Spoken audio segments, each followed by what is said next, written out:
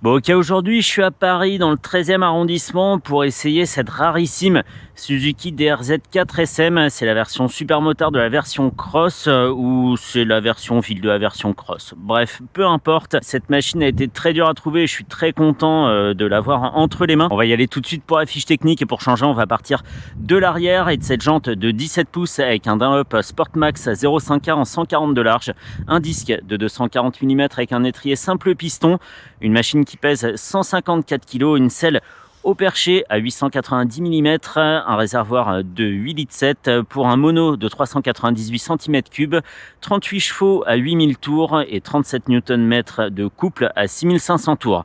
Une boîte 5, une très longue fourche inversée réglable sur les deux tubes qui offre 260 mm de débattement, au bout de laquelle on trouve une jante de 17 pouces avec un pneu en 120 de large et un disque de 310 avec un étrier 2 pistons. Le prix, à l'époque, il était de 9 700 €. En ce moment, elle est en promo à 9 000 €, mais ça la fait toujours 2 250 € plus cher qu'une KTM 390 SMCR, sa concurrente la plus directe, pour ici 7 chevaux de moins que l'autrichienne. Bref, on y va tout de suite parce que la vidéo s'annonce assez longue. Il y a pas mal de choses à dire sur cette machine. Et à l'avant, c'est assez simple le design. Il y a un lenticulaire qui apparemment fait bien son boulot, 2 clignotants LED et c'est à peu près tout. Cette machine purement introuvable, c'est Suzuki Action Bike dans le 13e arrondissement de Paris qui me la met à disposition. Et chez eux, on peut la voir dans toutes les déclinaisons possibles, la cross comme dans la vitrine et la SM dans les autres coloris. Je suis vraiment très content de l'avoir trouvé. Et sans plus tarder, c'est parti. Évidemment, 890 mm, ça va. Franchement, je m'attendais à pire. La moto s'écrase bien quand on monte dessus, donc ça c'est cool. Écran cristaux liquides sous les yeux. Cristaux liquides qui rappellent ce qu'on voit sur la GSX 625 et feu la GSX 750 en un petit peu plus grand avec une disposition qui me semble différente. C'est pour ça que ça me fait un peu hésiter sur sa provenance, mais en tout cas il est ultra complet.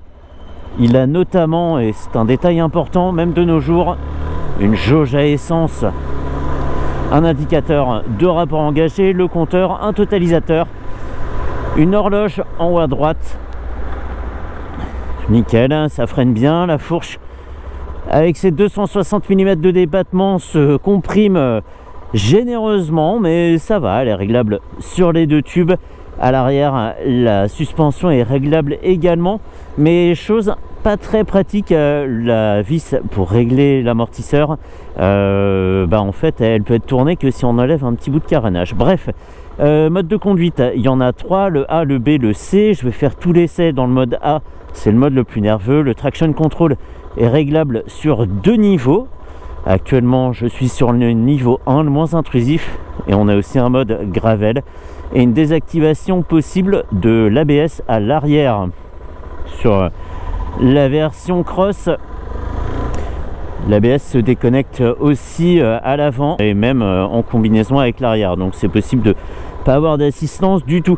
Les commodos, ils sont connus, à gauche on a un bouton qui est dédié au mode, justement, des flèches pour naviguer, klaxon, appel de phare, et à droite coupe-circuit et warning. Tout ça est très dépouillé mais en même temps vraiment complet, donc ça c'est cool. On n'a pas fait moins pour faire mieux, on a fait moins et en faisant aussi bien, donc c'est très bien exécuté de la part de Suzuki.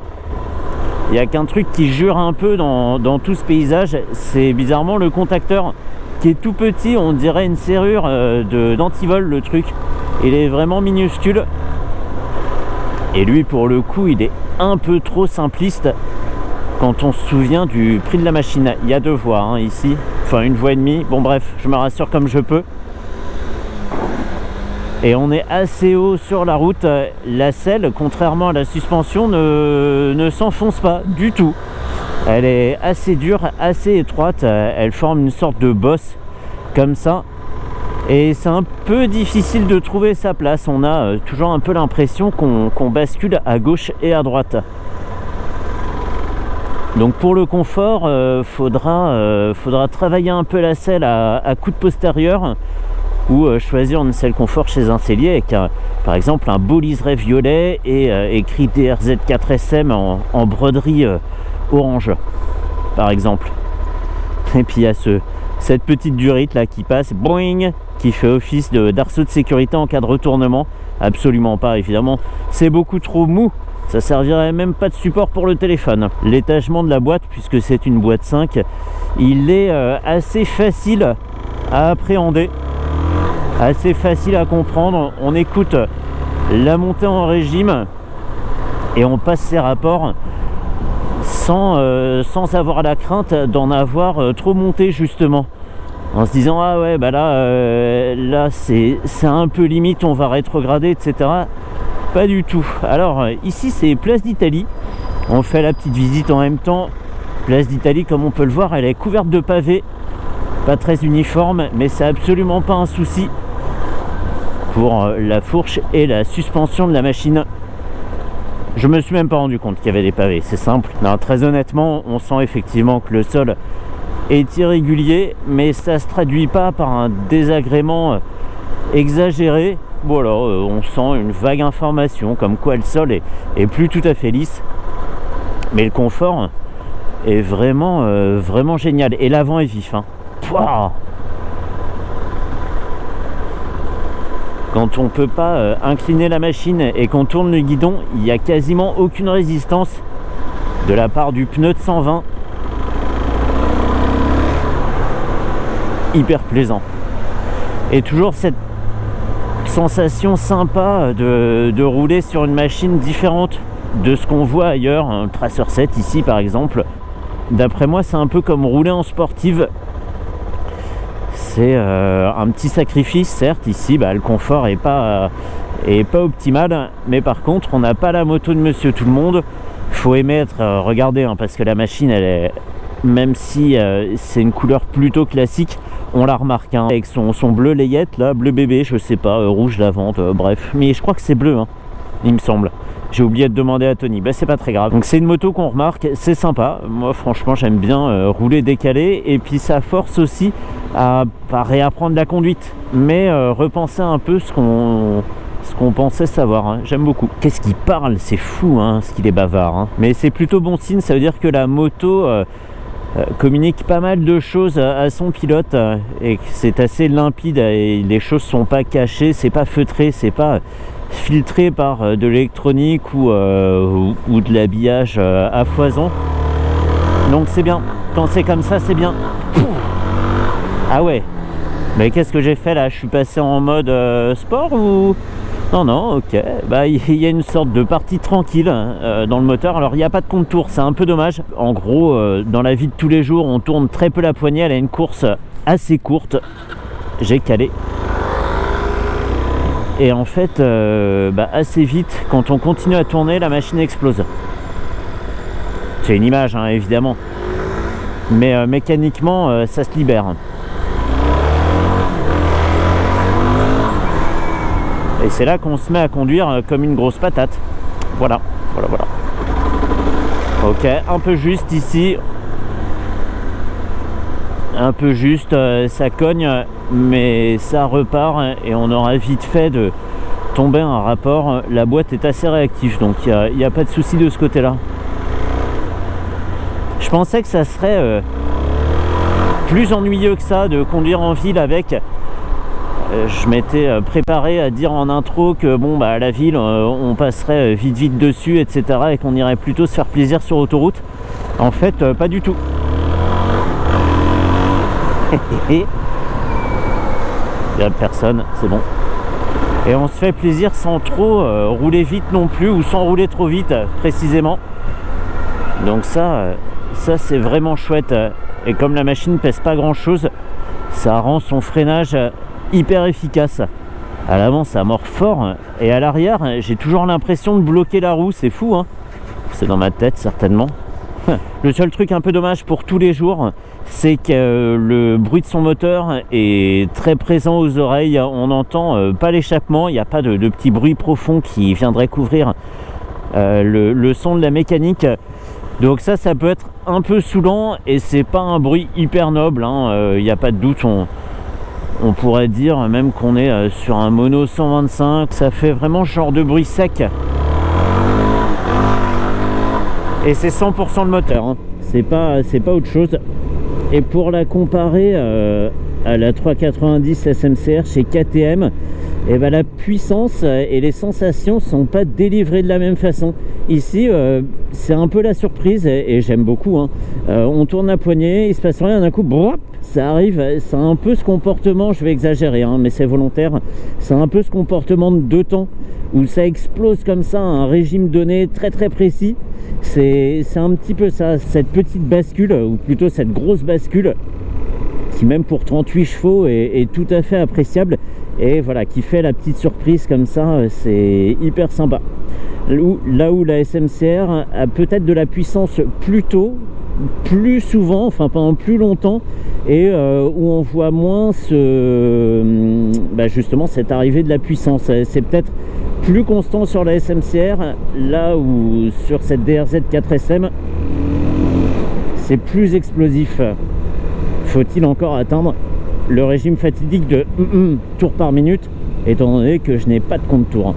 Est-ce qu'on peut faire défiler les infos? 2 litres 4 au 100, trip A, trip B, ouais, la conso, voltmètre, ok. Je pensais peut-être qu'on aurait un compte tour numérique, même si c'est jamais très joli, mais là on n'en a pas. Allez, oui, et ça tire, ça tire. Il y a une allonge considérable, hein. J'ai pas claqué de rapport trop tôt pour voir quand ça s'arrêtait. Bon bah j'ai pas vu, hein, parce que j'allais déjà trop vite. Mais c'est très très bien. La plage d'utilisation globalement est assez confortable. Même quand on arrive justement au régime où ça explose, on a encore une très très bonne marge d'utilisation. Et on sera pas obligé, bam, de repasser tout de suite un rapport. C'est absolument pas une machine frustrante. Elle est très très sympa. Ici au milieu du trafic, pas de souci. Et si je suis à 90 et que j'ai pas le temps de rétrograder, je peux quand même repartir assez vite pour me dégager. Mettons que la voiture devant a perdu un pneu, bim bam, ça plus l'agilité de la moto, aucun souci. Excellent, excellent. Je vais faire la petite insertion juste là-bas, comme la 390. Une vidéo qui est d'ailleurs pas encore sortie, hein, qui va sortir dans quelques semaines. Mais j'évite de mettre tous les supermotards à la chaîne et tous les trails, etc. J'essaie de varier les marques et les types de machines pour pas que ça soit trop répétitif. Donc voilà, c'est le calendrier qui veut ça. Vraiment aucun souci, quoi.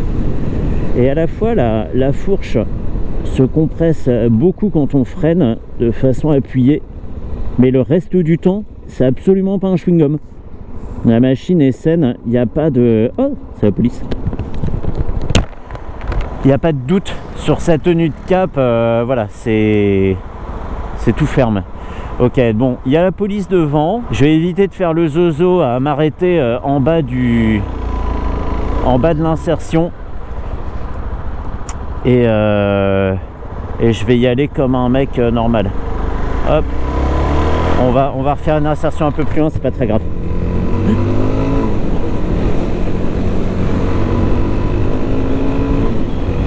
Le camion de transport de fond est juste là, vite. Où sont les pins de C4? C'est parti. La dernière fois que j'ai fait cette blague, parce que j'ai très peu de blagues à mon répertoire, je suis tombé en panne. Donc on va peut-être éviter de provoquer le destin. Voilà, pas de gyrophare dans le rétro. Non, pas de gyrophare, ils étaient tranquillement en train de s'équiper. Bref, je vais couper. On va reprendre un peu plus loin. Freinage tardif, réaccélération. Et ça sera terminé, je pourrais ramener sa moto à Tony chez Action Bike dans le 13e. Merci à lui, j'ai été très étonné d'en trouver parce que Suzuki avait promis monts et merveilles au concessionnaire en disant oh, vous inquiétez pas, il y aura une moto de démo par concession, etc., etc. Bon, ils avaient peut-être prévu d'en vendre moins et en fait les motos de démo sont allées chez les clients qui les demandaient. Et là où ils ont été plus malins chez Action Bike, c'est qu'ils ont acheté une moto du parc presse pour en faire leur moto de démo. Bravo à eux, ils se retrouvent donc en situation de monopole sur les DRZ4 de démo. Allez, Trêve de blabla, plus d'action. Très rapidement, me revoilà. Le fait qu'il n'y ait pas de 6e rapport, même quand on est à allure plus soutenue comme ici, c'est pas très gênant, hein. Je pense pas qu'on lui demandera d'aller beaucoup plus vite que 130 de façon exceptionnelle. Donc bon, utiliser une boîte 5, ça tient la route. Il n'y a pas de souci d'un point de vue fatigue, c'est absolument pas gênant. Voilà, continuons. Comme d'habitude, le freinage tardif va être compliqué à exécuter. On va le faire ici avant. Yes, donc c'est bien ça, hein. La fourche se comprime, mais c'est absolument pas flippant. Ça donne même un certain style au pilote qui a presque l'impression de lever la roue arrière. Moi, je pourrais faire les couvertures de Supermotard Magazine là. Je sais pas si ça existe. Ouais, c'est reparti. Yes, yes. On atteint quand même presque un limiteur. Pas très loin dans le régime, enfin pas très loin, je sais pas où je suis, mais ok, et c'est fini. Hop. Oui, je me suis rapproché de cette voiture, on s'était mal compris. C'est pas très grave, pourtant j'avais tout, hein, clignotant, etc. Mais j'avais aussi une conduite dangereuse, dans une certaine mesure, oui. Allez, finito, je me rentre dans le 13e. Merci beaucoup à Tony, c'est une moto sur laquelle j'avais fait une croix, hein. Moi je guettais surtout les machines en occasion, je me voyais déjà en train de démarcher un particulier, etc. Là ça a été beaucoup plus facile et c'est très très bien de l'avoir trouvé pas très loin de chez moi en plus, donc ça c'est super cool. Allez, fini pour cette Suze. Bonne surprise, juste le prix qui reste quand même très élevé, c'est là que la SMCR peut revenir dans la course et aussi de par son équipement un peu supérieur à ce qu'on voit sur cette DRZ 4SM. Voilà, allez, finito.